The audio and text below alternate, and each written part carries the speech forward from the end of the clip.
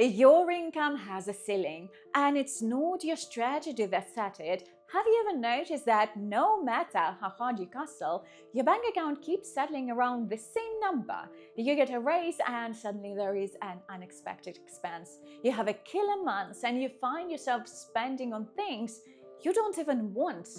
That's not bad luck.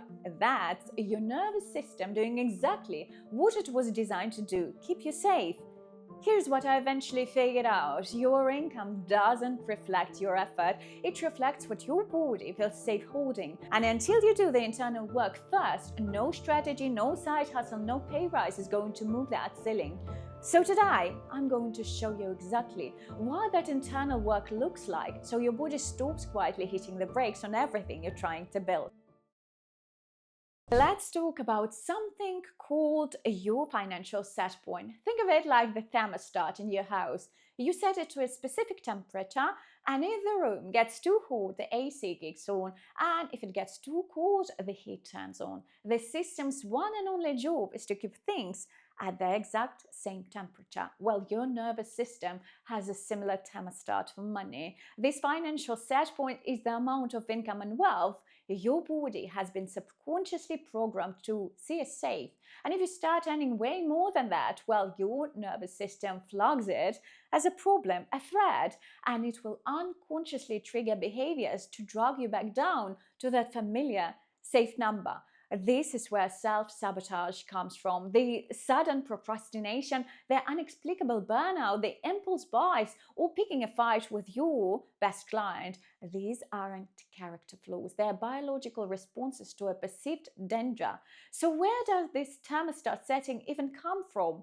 Well, it gets programmed way back in childhood, long before you were thinking about career goals. It builds from the money stories you grew up with.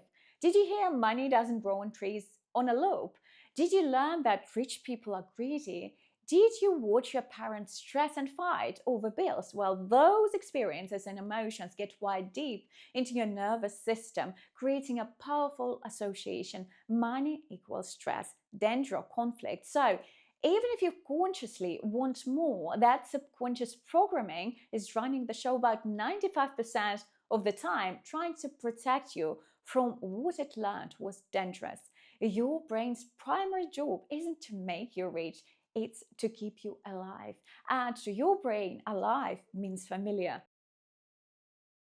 To really get this, you have to understand your nervous system's basic design. It evolved to protect you from immediate life or death threats like a lion on the savannah. And when a threat pops up, it triggers your sympathetic nervous system, the famous fight, flight, or freeze response. Your heart pounds, stress hormones can get thrown out of whack, and blood rushes away from the logical part of your brain toward your limbs so you can run.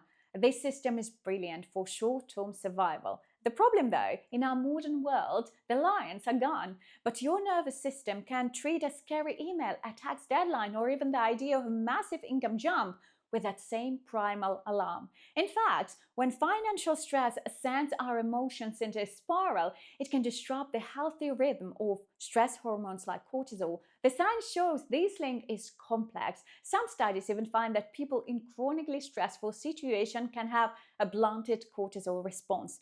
The point is, the system gets dysregulated, and when you're in the state, the smart long-term planning part of your brain, your prefrontal cortex, just goes offline. You can't think clearly, you can't make wise decisions, and you definitely can't spot the opportunities for growth right in front of you. This is why just learning more strategies doesn't work. You can read all the books, but if your body is in a state of threat, you won't be able to actually use this information. You can't logic your way out of a survival state. Your body doesn't respond to information, it responds to signals of safety. The work isn't about forcing yourself to do more, it's about teaching your body that a new level of wealth is safe. It's about moving from survival to regulation. And when your nervous system is calm, your brilliant brain comes back online and you can finally access your innate creativity to build the wealth you want. So how do we do that? We don't fight our biology, we work with it.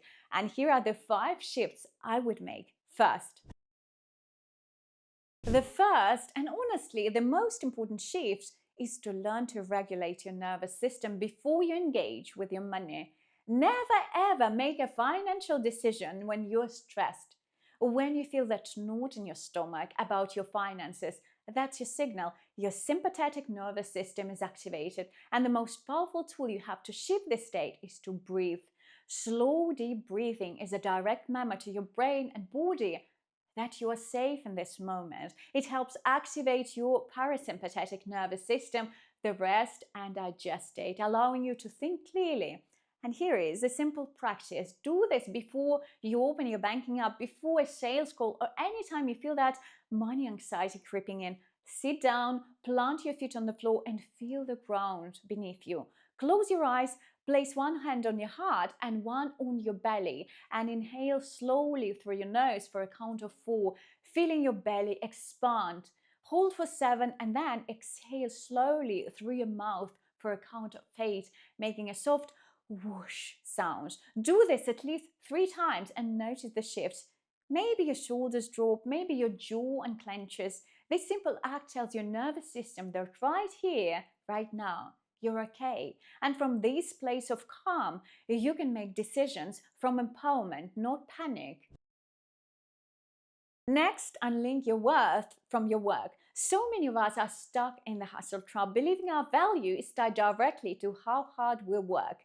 And if your core identity is I have to prove myself or I'm a hard worker, then receiving money easily without a struggle will feel terrifying because it threatens who you believe you are.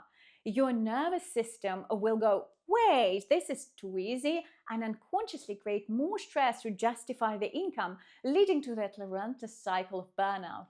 The work here is to consciously separate your inherent worth from your output. Wealth isn't a reward for suffering, it's a result of your capacity to hold it, and your capacity expands when you feel worthy of having it, simply because you exist. A powerful way to do this is to journal on new identity statements. And instead of I have to work hard to earn money, try on a new belief, I'm safe receiving wealth with ease, or my value is inherent.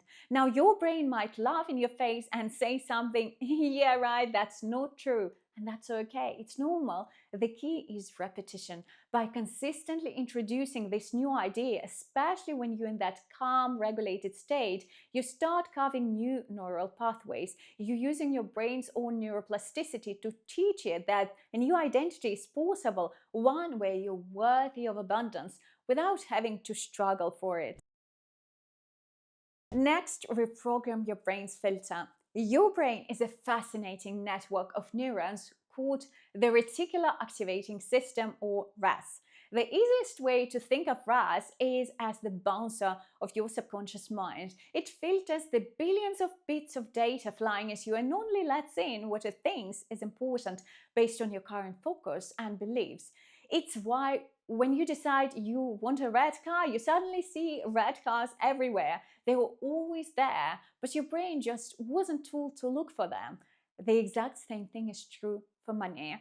And if you're constantly focused on scarcity and luck, fearfully refreshing your banking app, complaining about every expense, you're programming your brain's filter to only look for evidence of not enough. It will literally make you blind to the opportunities of abundance that are all around you. To increase your income, you have to intentionally redirect that filter. You do this by deliberately focusing your attention on what you want to see: opportunity, abundance, and growth. Visualization is an amazing tool for this. Spend 5 minutes each day, right when you wake up is perfect, and visualize your desired financial reality in vivid detail. Feel the sense of peace that comes with a full savings account. Imagine the joy of easily paying your bills. See yourself confidently making investments. When you pair a clear image with a strong positive emotion, your brain registered it as important. You're giving a bouncer new instructions. This is important. Show me more of this.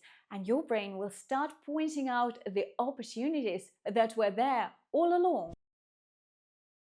Next, practice the art of receiving. This next shift feels small, but it's a game changer. Your ability to earn more is directly linked to your capacity to receive. And I don't mean just money. I mean compliments, help, support, and opportunities. And for so many of us, especially those taught to be hyper-independent, receiving feels incredibly awkward. It can trigger guilt, unworthiness, or feeling like you now owe someone. If your nervous system thinks receiving makes you a burden, well, it will put a hard limit on how much you allow yourself to have, including money. The internal work is to expand your capacity to receive by practicing in small, low-stakes ways. Start by just receiving a compliment. When someone says, "Wow, you did a great job," instead of deflecting with, "Oh, that was nothing," just pause, take a breath, and say, "Thank you. I really appreciate it." When someone offers to help you carry something, well, let them. Every time you consciously allow yourself to receive without deflecting or feeling guilty, you send a new signal to your nervous system. You are teaching it that receiving is safe. This creates a positive feedback loop. The more you can comfortably receive, the more the universe seems to bring you things to receive. Next, expand your capacity through gradual exposure. You increase your income by slowly and intentionally expanding your nervous system capacity to hold more wealth. This is all about neuroplasticity, your brain's ability to adapt. But that rewiring doesn't happen in one giant leap. It happens through small, consistent steps that make the next level feel psychologically safe. Instead of trying to double your income overnight, which would likely send your nervous system into a full-blown panic, focus on small steps that feel just a little bit outside your comfort zone. This could be raising your prices by 5%. It could be making one extra sales call a day. It could be setting up an automatic transfer just $20 into a savings account you don't touch. I remember when I first started my business, the idea of a $10,000 month felt terrifying. My nervous system couldn't handle it. So instead, I focused on consistently hitting $3,000 a month until that felt normal. Then I aimed for 5,000, and each new level was a gradual stretch, not a traumatic shock. I was slowly teaching my body that growth was safe, not a 5-alarm fire. And by expanding my internal capacity first, the external income followed. Break your big goals into tiny, manageable milestones and celebrate every single win to prove to your brain that progress is safe. At the end of the day, you don't increase your income by hustling harder. You increase your income by becoming someone whose nervous system can hold more wealth, more visibility, and more responsibility with a sense of calm. The outer world of your finances is simply a mirror of the inner world of your body. When your body feels safe with wealth, money stops being something you have to chase and becomes something you naturally attract and manage from a place of peace. Money stays where it feels safe. Don't increase your income by forcing outcomes. Thank you so much for watching, and I'll see you in this video right here.